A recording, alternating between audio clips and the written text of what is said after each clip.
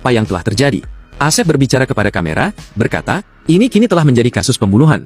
Kasus seperti ini tidak akan ditangani begitu saja seperti siaran langsung di dark web. Pemilik toko di depan kamera juga terlibat. Jika Anda dapat dibawa kembali dalam waktu 1 jam, Asep akan pergi ke kantor polisi dan mengaku menanggung semua kesalahan. Jika tidak ada seorang pun yang dapat lepas dari hukuman lain. Mendengar hal ini, bosnya jelas mulai khawatir. Akhirnya namanya saja tidak ada yang ingin terlibat dalam kasus pembunuhan. Melihat bahwa bosnya mulai ragu-ragu, Asep segera menutupi kamera dengan lakban dan mematikan mikrofon, berharap dapat terus menekan bosnya dengan cara ini. Pria berkacamata di belakang jelas ketakutan dan bingung. Melihat bahwa Asep benar-benar akan memanggil polisi, dia segera menunjukkan tatapan yang kejam, dan kemudian memanfaatkan kelengahan Asep, memecahkan botol di kepalanya. Jelas dia tidak ingin terlibat dan bertekad untuk menghentikan Asep memanggil polisi.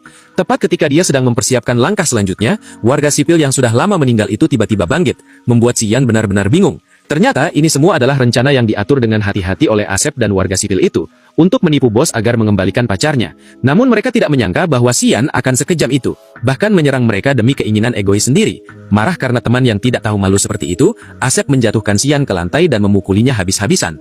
Dia pikir bosnya terintimidasi, dan segera akan mengembalikan pacarnya. Tetapi sebaliknya, bosnya mengejek akting buruk mereka di siaran langsung, mengatakan dia akan membuat Asep menyesal atas tipuannya. Kemudian bos itu mengeluarkan suntikan berisi zat yang tidak diketahui, dan menyuntikannya ke leher gadis itu. Asep langsung menangis, tetapi bos itu, dengan bangga, menyatakan bahwa dia akan menjual gadis itu ke Afrika, dan bahwa semua ini adalah kesalahan Asep, karena terlalu pintar. Asep meronta-ronta karena sakit hati, memohon kepada bosnya untuk jalan keluar, tetapi bos itu berkata kepadanya, aku memberimu kesempatan, tetapi kamu tidak menghargainya. Semua orang memahami keindahan surga hanya setelah mengalami neraka, tetapi sebelum itu, tidak ada seorang pun yang benar-benar menghargainya. Di tengah ejekan bosnya, Asep tiba-tiba merasa ada yang salah. Dia telah mematikan kamera dan mikrofonnya. Mengapa bos itu?